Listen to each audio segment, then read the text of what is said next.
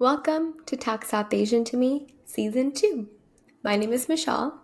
And my name is Anusha. Tune in every Thursday at 5 p.m. Central and hear us react to each other's stories about mental health and growing up in different South Asian households. And remember, this podcast is not therapy. Engage with what feels entertaining and resonates with you, and leave what doesn't. All right, are you ready for letter Q Yes, episode? topic review. Woohoo! So, our topic is quarter life crisis. Yay. I think we're in a very good place to talk about quarter life crises. We're in our quarter lives, or just past it, maybe. Yeah. And I just feel like this is something that we haven't really talked about in previous episodes. I think it might be really good to dive deep into what quarter life crisis is, what can it look like, how can it show up in the South Asian community, Yeah. and what is the response of the South Asian community, the typical response. So, as always, quick definitions. There is a Bradley University article that kind of defines quarter life crises. And the author defines it as a period of uncertainty and questioning. It occurs when people feel uninspired, trapped, and disillusioned during their mid-20s to early 30s. So it's easy to say quarter life 25, but it can actually span a lot of years. It can go from the mid-20s to all the way to your 30s, your early 30s. One experiencing a quarter life crisis may feel that they are at a dead-end job while all their friends advance their careers. It's like an example. Some stressors that can lead to a quarter life crisis include the following: job searching, career planning, navigating relationships, living alone for the first time, making long-term personal or professional decisions. So all these stressors can potentially lead to a quarter life crisis. So there was a 2011 study that showed that people in their 20s are just as likely to experience a crisis as those who are middle-aged, which I thought was interesting. That the middle-age crisis and the quarter life crisis are just as likely to happen. Any thoughts on that? Were you surprised by that? I've never thought about that, but Yeah. I mean, it makes sense to me. I've definitely heard of like midlife crisis more than I've heard of a quarter life crisis. I feel like I've heard more about it as I was growing up, and I was like, oh, we can get it too. And I'm like, whoa, really? Yeah. But before, when I was much younger, I've really only heard about it referred to as like, oh yeah, midlife crisis. That's the thing. People get divorced, they get sports cars. That's the context of how it was talked about. Yeah, exactly. I thought that was surprising when I first read that statistic, because you're right. It's not as talked as, at least in the South Asian community growing up, like, oh, like dad's going through a midlife crisis. Like I just hear that, but like the quarter life crisis isn't really talked about. Yeah. It's a stigma. So who find themselves in a quarter life crisis often feel that they have no reason to be struggling because these years are supposed to be the most fun and easy. So that's another way that might be it's stigmatized, is that people try to cover it up, maybe thinking that this is nothing, I have no reason to struggle. It's my 20s and my early 30s. This is supposed to be the most energetic and fun time of my life. I shouldn't be feeling like this. A Harvard Business Review article published in 2016 discussed 4 phases of quarter life crisis. The first phase is that a person feels trapped in a commitment, right? That could be a professional commitment or a personal commitment. That person's feeling locked in or trapped.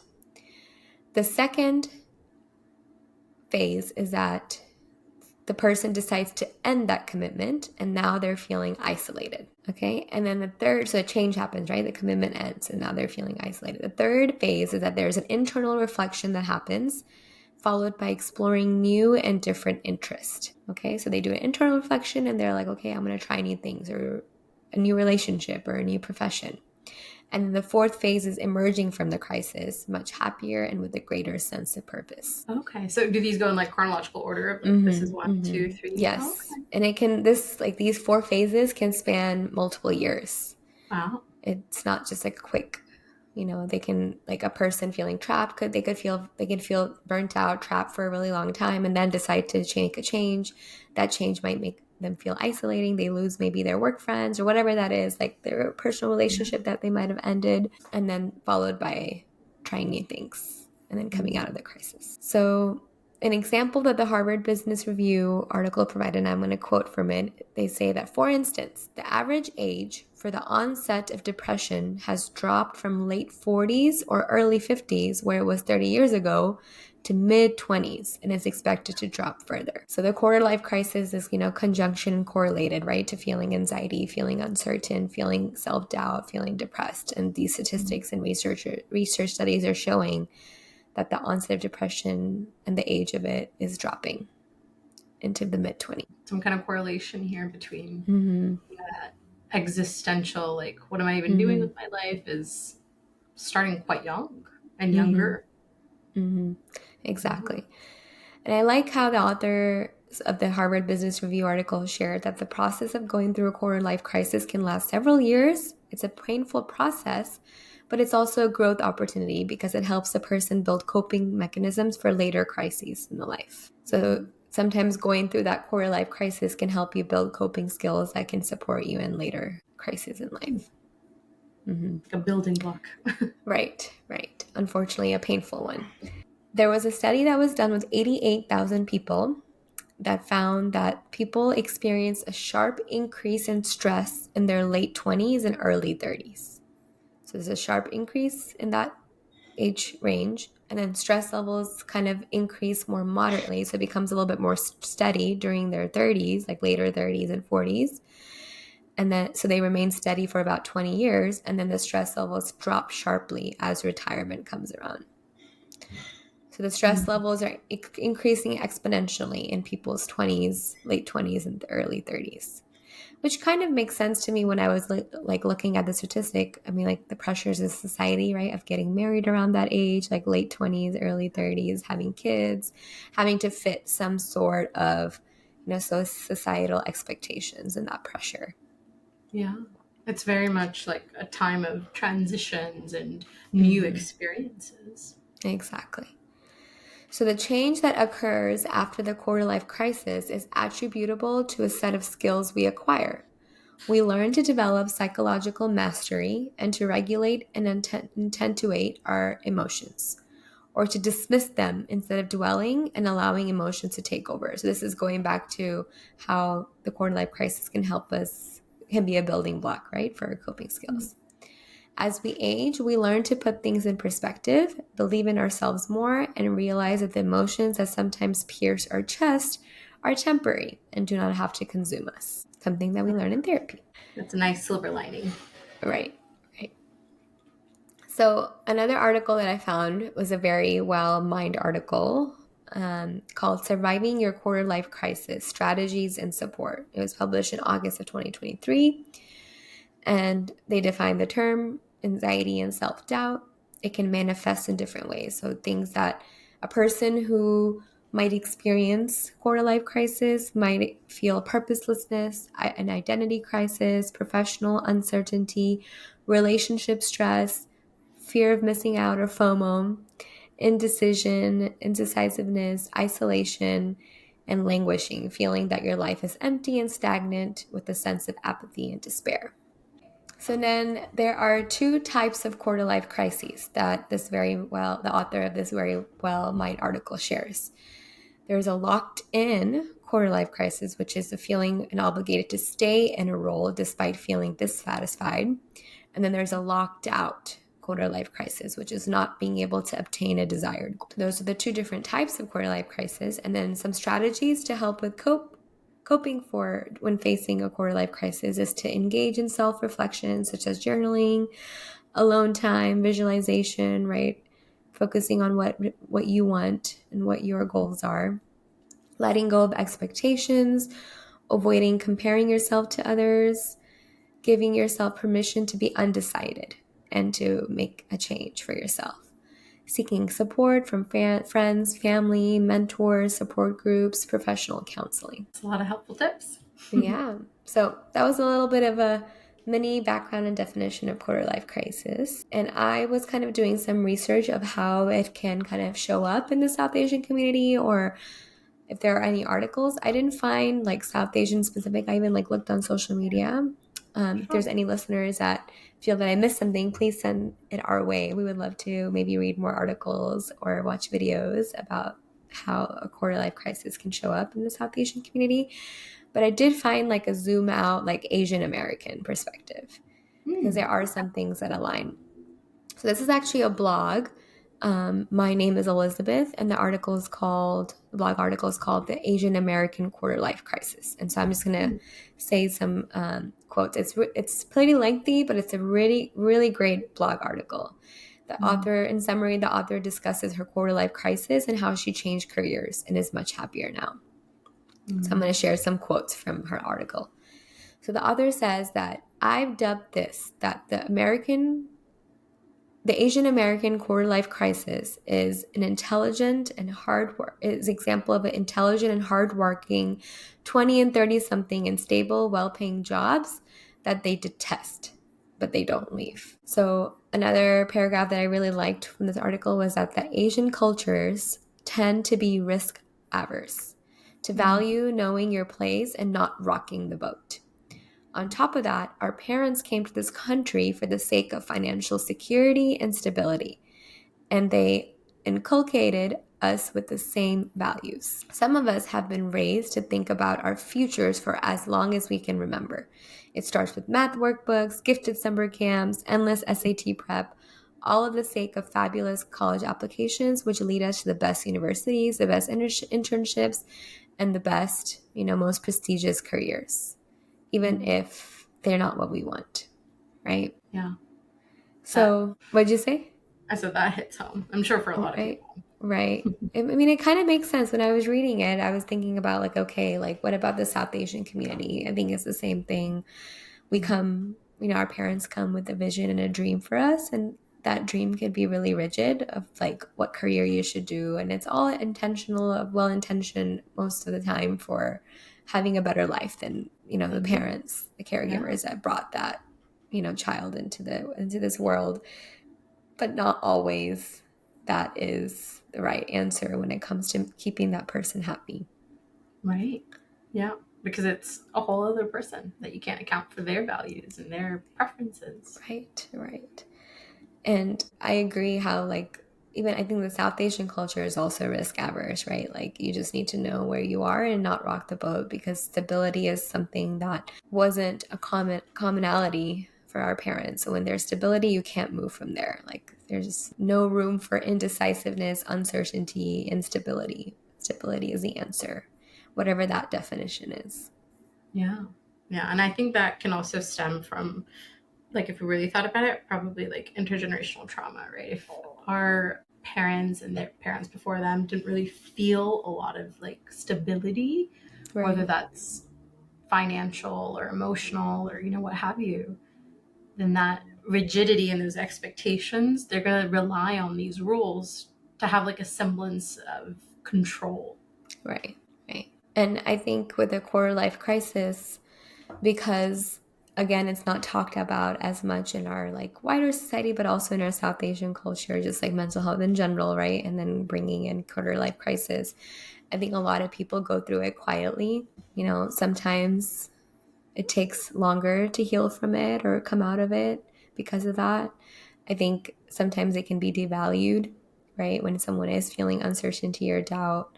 I think in the blog, when I was reading it fully too, the author kind of shared about how like some people might feel trapped because they have responsibility with, to take care of their Asian family, right? Like paying the bills. And then because of that, there's no room for uncertainty or change either, because you want that stability to provide for your family. So just responsibility and that family collectivist culture too can play a role of kind of making you suppress what your feelings and emotions are regarding your quarter life crisis. Yeah, definitely. That's why it's best to, early on learn about the self-awareness and learn early on what is and isn't in your control, and learn early on not to, suppress our wants and needs, because otherwise sometimes our quarter life crises are not like quiet, natural things, but they can be explosive and transformational things, because there's some part of us that's just so fed up with hiding something, suppressing something. Yeah, exactly. So that was kind of my research and my background. It was really short this week. Short and sweet. Short and sweet. And maybe this will give a little bit of us more time to kind of dive deep into our own experiences with it. Well, this So, doesn't surprise me. Like we talked about earlier, we've heard more about midlife crises than we have about quarter life crises. So it doesn't really mm-hmm. surprise me that you didn't, find like so much articles on this topic or on how it shows up in South Asian communities because we, haven't even grown up hearing about this either. I Yeah. think we just stumbled upon this as we got older into our quarter lives. Right. And I feel like I didn't even know about this term until I reached like this age. I was Yeah. like, what is that? I've always heard of, like we talked about, a midlife crisis, but I've never Right. heard of a quarter life crisis. But it is there, and it's nice to like acknowledge that whatever those emotions are when we feel at this point of life, like you're not alone. Like this is a Yeah. thing that people experience. People experience, but apparently don't talk about enough that it's researched. Yeah, it's taboo and it's still a stigma. So all of our researchers out there, this is a great topic to start research in, just because there's not much out there. Well, I And always almost wonder like maybe this is seen as maybe it's not as researched or talked about, perhaps because it's almost seen as like a part of this age. Like we talked about, it's this quarter life crisis is very coincidental with our typical changes that happen at that time. We get mm-hmm. out of the, university into first jobs. We maybe are getting into dating or even marriage, and some people even into like having children. There's a Right. lot of transitions that can happen at this time. And so I wonder if because they are marked by these specific transitions, it's almost seen as like, oh, that's a normal part of adulthood. It's not a quarter life crisis. I wonder if But it this term is is. maybe coined Mm-hmm. more recently. Yeah. Yeah. But I think it is there, right? Because sometimes when you are feeling all these pressures or facing all these transitions, it's almost as if like, are you stopping and thinking about what fills your cup and what you need when going through that? Okay, so you ready for my little story? Yes, I actually don't know Yeah. what your quarter life crisis is. I'm ready. Yes. Well, I probably have talked about it a little bit in the past, but I will kind of dive more deep into it. And I feel that, being already right now in my late 20s and reaching my early 30s, like this probably won't be the only time that I might feel like this. Like, again, right? It doesn't happen only one time in your life. You could face it at multiple points. So when I was first thinking about and reflecting on, okay, what do I want to talk about for my story or my experience with this? I was thinking, okay, a time of uncertainty or doubt. I was like, wait, like I feel like I'm still giving my mind and body permission to even feel these emotions and to be honest with myself, right? The uncertainty and doubt. But if I really had to pinpoint a time that I might have experienced a quarter life crisis, it would be, 2 years after college. So like closer to like, my mid 20s, like 2 to 3 years after college, toward the end of my second year of teaching, right? I felt burnt out. I was teaching during the school day and spending all my evenings and weekends getting ready for the school day and week. I was feeling uncertain about medical school because my plan was to go into medicine right after my 2 years of teaching. So I was feeling uncertain about that. I didn't know if I was really passionate about it or if that was really what I wanted to do for my parents. I was uncertain about continuing teaching. I was uncertain what my purpose was. So it was very like a professional, like uncertainty, self-doubt. I remember feeling low self-esteem, self-doubt. I was feeling unsuccessful. I couldn't keep up with my social life due to the stress levels. That there was a period where these feelings were not really acknowledged. When it was time for me to bring it up to my family, to my parents, like when I was feeling this way, I think my mom like had an inkling of like something was wrong or something was going on, but would Sure. always like brush it off just because she didn't know how to handle it or what to think about it. I am the eldest daughter in the family that had always had everything together and always knew what she wanted to do. I always had a plan. And so it was hard for me to accept that I didn't have things together and I didn't Right. have a plan or I was uncertain. And then, when I was like maybe hinting at it to my family, right? It was really hard for my family to grasp that I had reached a standstill. I'm just like thinking about like the phases of quarter life crisis. I think for me, like the first part was the feeling trapped. Like I was feeling uncertain. I was feeling trapped about like, this is not making me happy. I feel like I'm getting up every day for work and not feeling excited about it. I just don't want to do it. It's just a cycle. And, I remember that feeling of trappedness, like that was 6 months or almost 2 years, though there was a 2-year commitment. I was feeling very lost.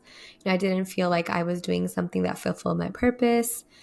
And then, as I was doing some internal reflection and saying like, okay, I want to end this commitment. I was saying like, okay, I know I want to work with children and in a healthcare setting.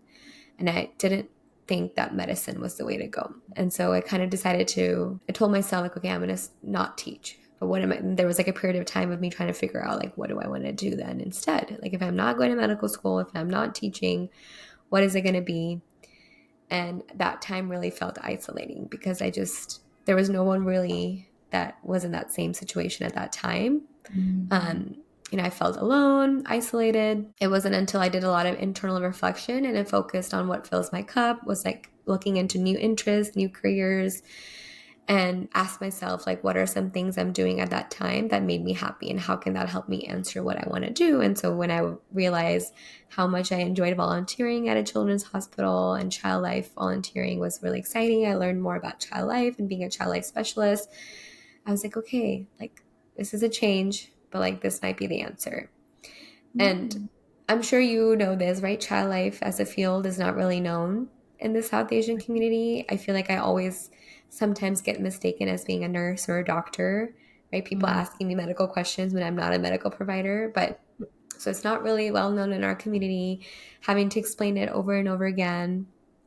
So it was, that isolating feeling of like making that change. But like once I got into it more, I did my practicum, did my internship, got into the career of it. I feel like was able to kind of come out of this crisis and was like, okay, I feel like I have a new sense of purpose when it comes to working with children in healthcare settings. So now I get to work with pediatric patients and families every day and help them cope with their medical experience. Yeah. And looking back on it, it's honestly like, to me as an outsider, it feels like such a calling for you because, when we were in high school, you were leading Rays of Sunshine, where we were volunteering with these care packages to, kids in the, I think, pediatric oncology departments, right, nearby. And now I work in a pediatric oncology clinic. Exactly. It's What a almost full like circle. a full circle moment. Yeah. It was kind of meant to be. You were always in some capacity kind of drawn to this side. And it's so exciting to have seen you found your calling. Yeah. I think you have been a big support throughout all. Like, I feel like you remember this, I'm sure, where I was like probably not able to like talk to you. I think I was like in a very low point, wasn't really like keeping up with my social connections, felt really isolated. Just those 2 years were really, really hard too. They were hard to cope with. And I think I did lose some friendships on the way. But I'm really grateful for the ones that did stick around, like you. And we were able to grow together and evolve together and go through different phases of life, like going through a quarter life crisis. Multiple. Right. Well, I do remember too, like I even recall we had a conversation, I think towards the end of your teaching time. And that was when you were really sharing like, oh my God, like it's been really difficult for me. And like you were sharing for the first time. And up until then, like I had no idea, how much of a struggle it had been for you either. Like you said, you were busy and like maybe you didn't really want to talk about it. And like I think I was in master's at the time. So I probably didn't even have enough awareness to be like, hey, what's going on? I was just like, oh, she's busy, she'd be doing the teaching life, and it's hard because we don't know how much support our friend needs in these times, when they don't have the energy or the willingness to reach out in that moment, like you don't know, and like you're stuck in your own stuff. It can create these, spaces for loneliness. I'm glad you found your way though, to sharing with people and to choosing what felt more like you. It was hard, especially because, like just feeling that rut. And because, as long as we can remember, I always wanted to be a doctor, like always, always, always. And then kind of losing that, it was almost like an identity crisis in the moment too. Like, oh, like, okay, I'm not doing this. I like worked so hard to get to this point and I'm not going to that point anymore. Like, what am I going to do now? Yeah.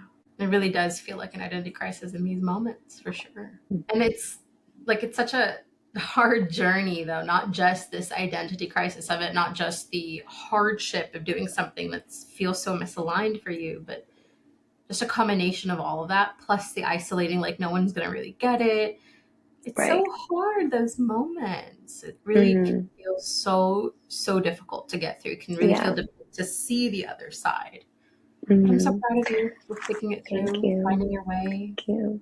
Thank you. Mm. I know, like, I didn't want to dismiss the fact, like, the guilt someone can feel too through this process, right? Like, I don't want to worry my family that I'm going through this, or like, if you're like an eldest sibling in the family too, that could feel like a burden too, where I don't want to stress anyone else out because of what I'm feeling or what I'm stressing. So it does tend to happen quietly, or you do tend to go through it quietly, and it's not, that can even feel more isolating.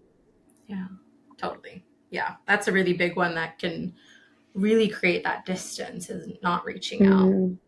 But Mm-hmm. I hope you know you can always reach out to me. You're not a burden. Thanks. Thank you. I always That, will hold your burdens. oh, so sweet. Same for you. Yes.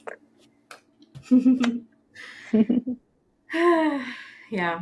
Well, is that your to date quarter life professional crisis, or is that your to date quarter life crisis period? I think that's a good question.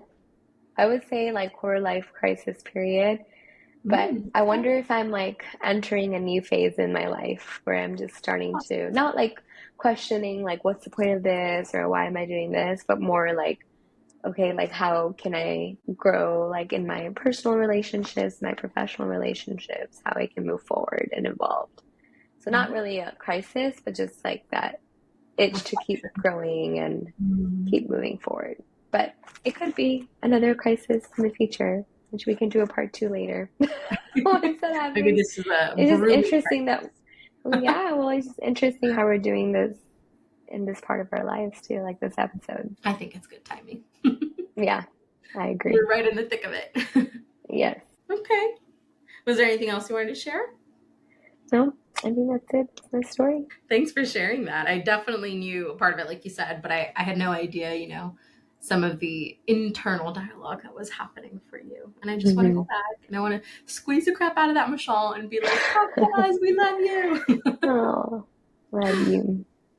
But it took the pace and the time it needed to be done in Yeah. the way that you needed. And I do agree with what the article shared too, like in my research, how it helps build some coping skills, right? Mm, Like it helps you realize that these feelings and these periods of time are not permanent. They're temporary, mm. and there's ways to overcome them. Yeah. Yeah, that's a good point. I haven't thought about it, but I would wonder after I'm done talking to you about my quarter life crises or what I think they were. I would be curious to explore like what have I learned from them? Have I learned anything from Hmm. them? Yeah, or how Like, have I applied maybe consciously or subconsciously those skills moving forward? I think I can think of maybe one or two. I don't know. We'll see. We'll Hmm. come up That's with so them. good. For me, I feel like when I thought of quarter life crisis, again, we don't like do research before we do our thing, right? So we allow ourselves to Right. be surprised. So from my understanding of quarter life crisis, what I was thinking of was it's marked by feelings of like purposelessness and feelings of Hmm. like almost existential crises. You know, questions like, what am I doing with my life? Like, where's my life even going? What's the point? These kinds of Yeah. questions. This is what I associated with quarter life crises. Yeah. So for That was me, pretty spot on. It's pretty yeah, spot on. phew, thank God. For my story to make sense.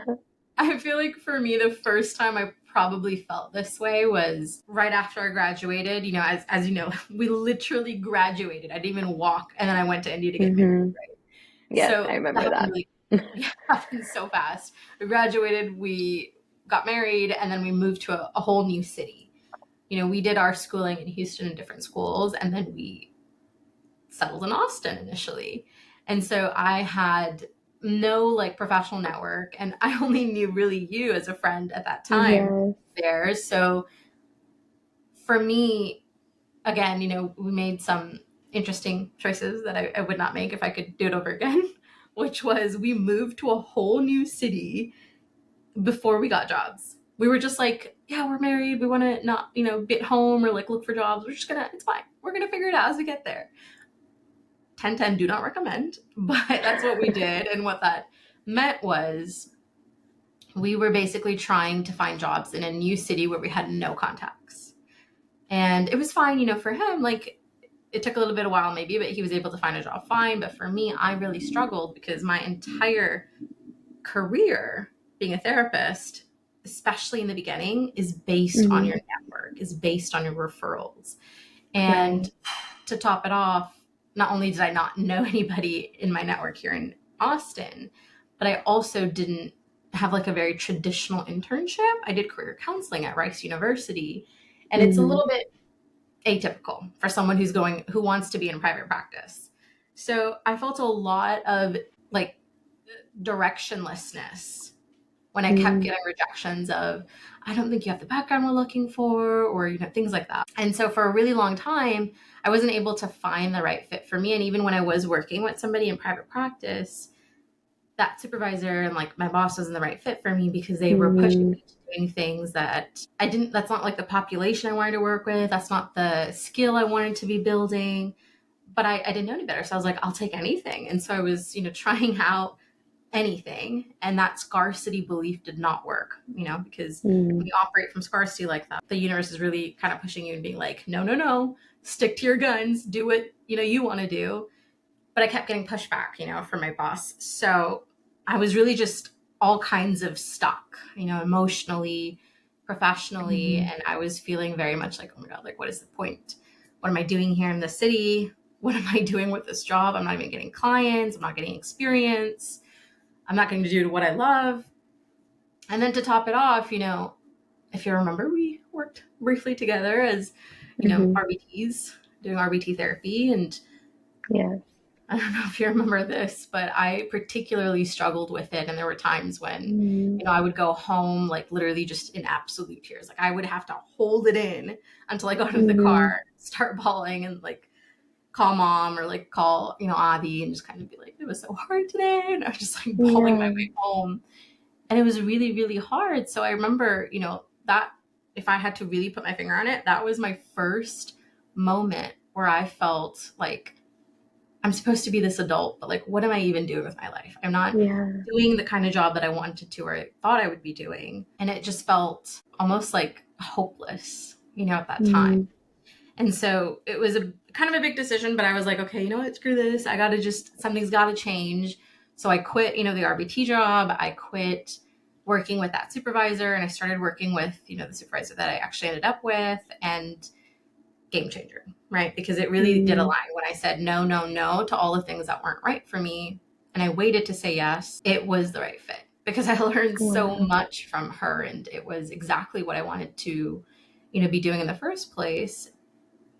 And I'm so grateful for that experience. But if there's any lesson, that I feel like I will take away from that, it's recognizing that it absolutely is okay to say no to the wrong experiences because they're not going to get you to where you want to go. They're just detours. They're stepping stones. And sometimes they can help in the temporary, but that's all they are. They're not going to get you to your goal. Yeah. Now, I feel like I've had a more recent core life crises, actually not even like a month ago, maybe 2 months ago, perhaps. And this again was very like job oriented because maybe a little bit more than 2 months ago, but I was experiencing, your typical, we have in like therapy, like moments of slumps when, like school is just ending or like summer's just starting or it's right around like holiday time or like whatever. There are these specific moments in time that most people tend to see like slumps where clients tend to cancel or they're like transitioning out. And I had felt, I think over time, I was seeing a lot of these patterns of slumps. And that's because, I was refusing to wear all the hats that are required of a small business owner. I was adamantly insisting, I'm only a therapist. I don't want to be a business owner. I just so happen to have a business, but I'm a therapist. And like, that's not how it works. I'm a good therapist, but I needed to be a good business owner. I needed to market myself. I needed to, reach the people who I could serve. But I refused to do that other than just being like, I have a good website. I've done the SEO. and it wasn't enough. And so I felt like until I was willing to accept that I needed to wear the business hats Mm-hmm. and I needed to be willing to give up some of my like fun time, which I'm very adamant about never giving up fun. I'm very much, Yeah. big on like the boundaries to, okay, this is work, and then immediately close up everything up and go do fun. But I had to Yeah. really rewrite what that meant to me. But until I did recently, I had a moment where I actually, like, I didn't tell you this, I don't know if I did, but I actually considered maybe quitting, closing down the business, Wow. and just working a desk job. And I would have absolutely hated it. I did not want to do that. Yeah. But there was a Oh, part of me wow. that felt, like you said earlier, like really trapped in this cycle of I'm not seeing as many clients. I'm not, seeing as many as I would like. I'm not earning as much as I need to be earning for, the life that I'm living out here. Mm-hmm. And so it just felt like I have a master's degree. I'm a good therapist. Why am I not, making a livable wage out here? What's going on? Yeah. And I had to like really face these hard truths. But finally, when I was confronted with the idea of, okay, well, then your only option is to leave. Is that what you want to do? I was like, no, I don't want to leave. I love being a therapist. I'm good at it. I love Yeah. it. I'm like, this is my calling, period.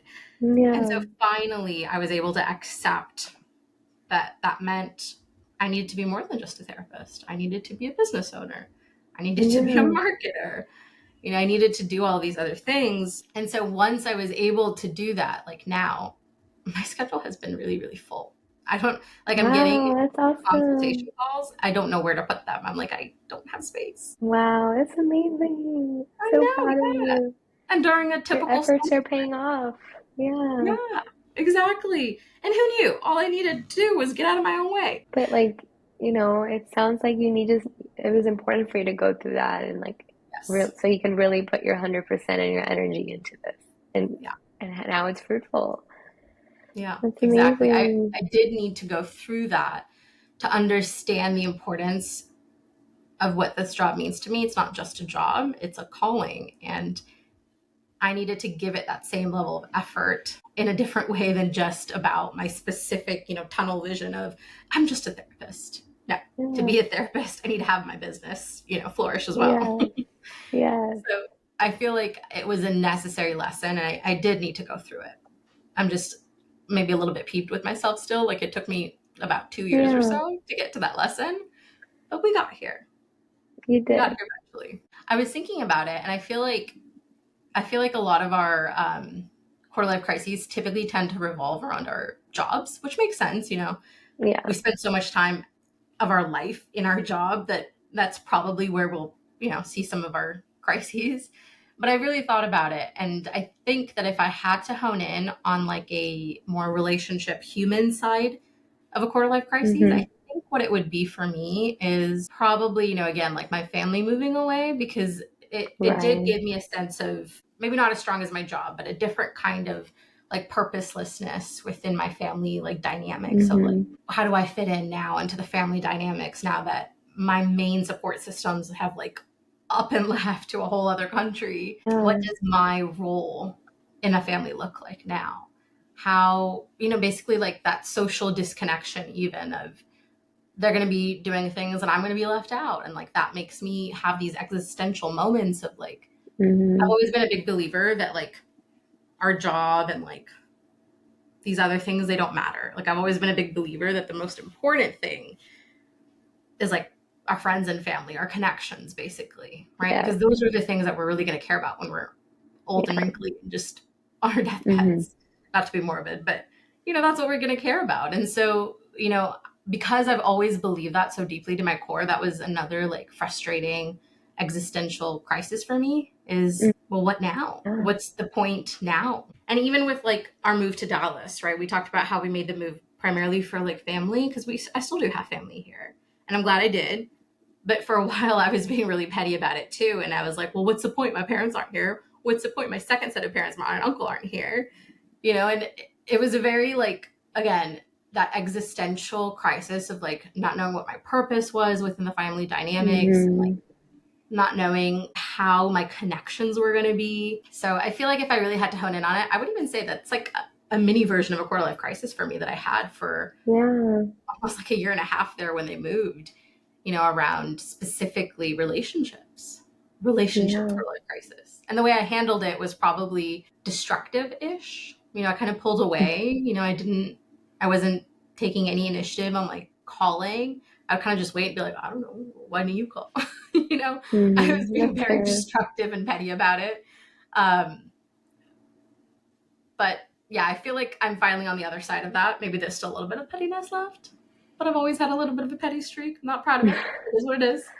I It's do feel I'm on the okay. other It's side your of it. parents. Yeah. I don't, it's understandable, right?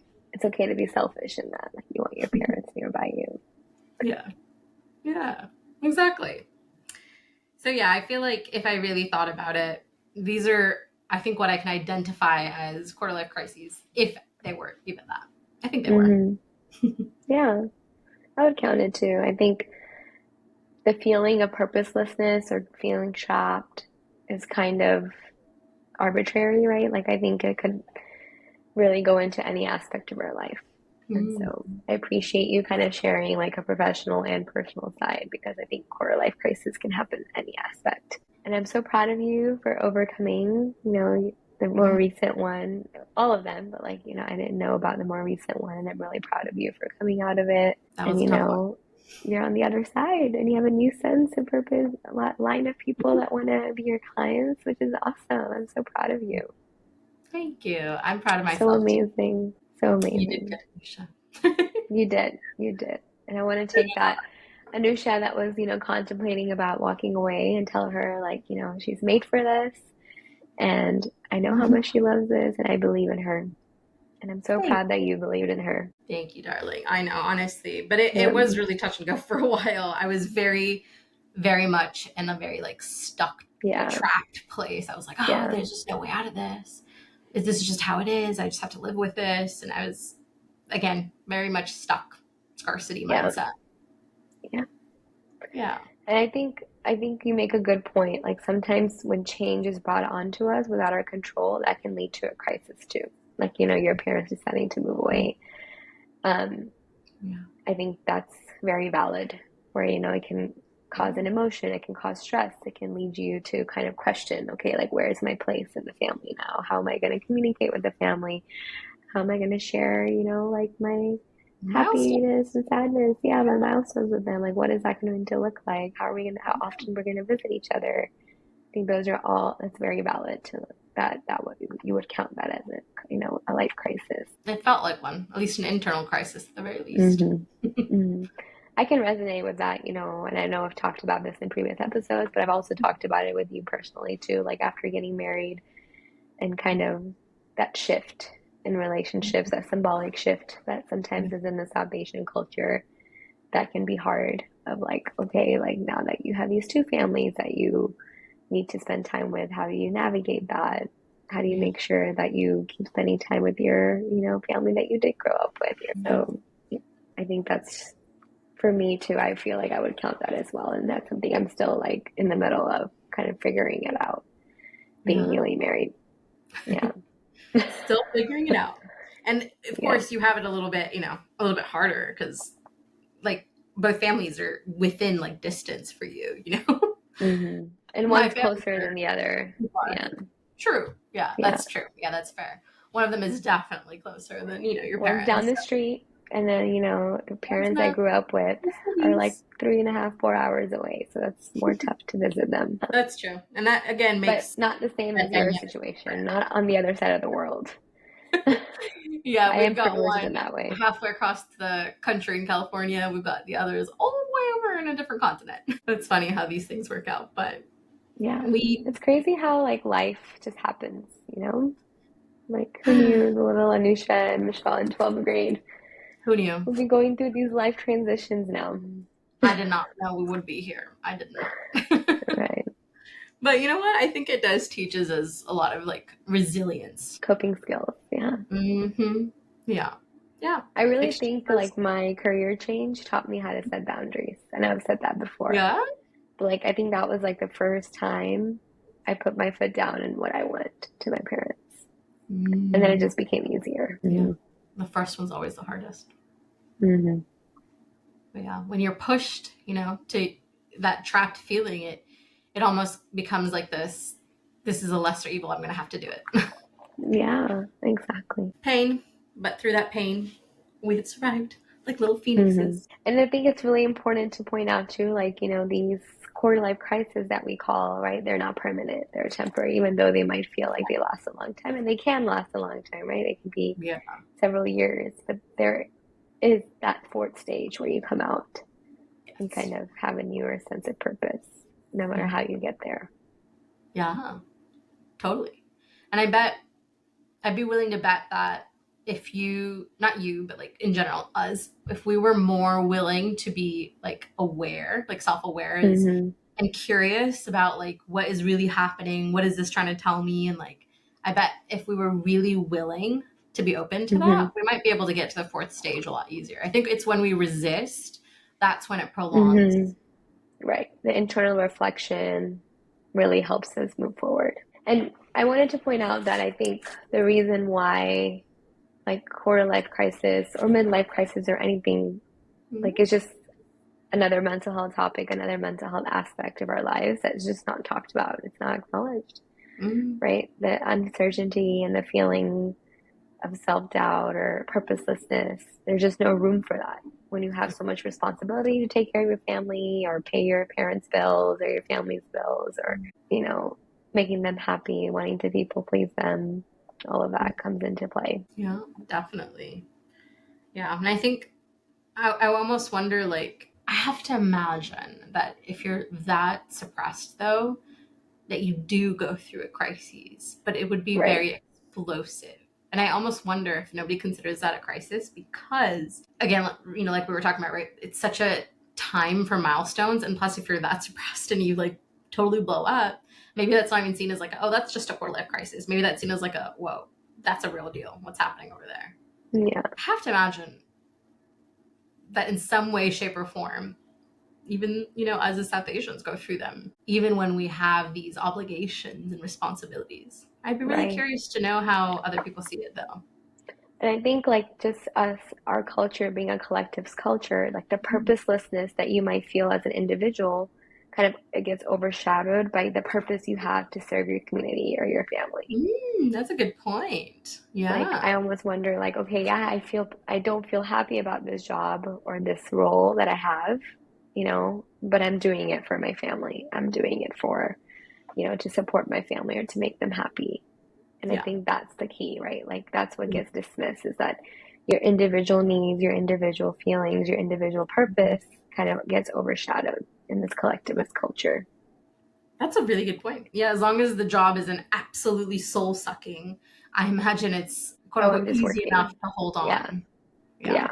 But then, long periods of that can lead to unhappiness and depression. Totally. Yeah. Yeah. This Same was thing a with relationships, fun. I think. I would say the same thing with relationships, like people choosing to marry someone that their family wants them to marry or be with, even though they don't want that person. And it could be the same thing. You could be in a crisis in that. Yeah. It's fascinating. It's interesting that we especially talk about these more in terms of like career. We don't actually talk about this or see this as much in Hmm. terms of relationships. Relationships. Hmm. Still a taboo, but it's there. And I wonder if we even know, like if we even realize. Yeah. It's very subconscious, maybe. Huh. Because if you think about it, if career is like that, think about relationships. You Yeah. forgive your relatives, your elders for the mistakes that they do or say just because they're your elders or like they're part of your family, right? You're compromising already for those relationships. I'm gonna think about. Well, there's more here. We could probably do a Yeah, part two. yeah, we could probably do a part two. You're right. When we get to our next core life crises, maybe we'll do another. There you go. All You'll right. Should know. I wrap this up? Okay. So, reminder, if our podcast episode resonated with you and you'd like to share your story with us or ask us any questions, you can reach us at talksouthasiantome@gmail.com, or you can find us on any and all the socials at the handle at talksouthasiantome. Catch you guys next time. Bye.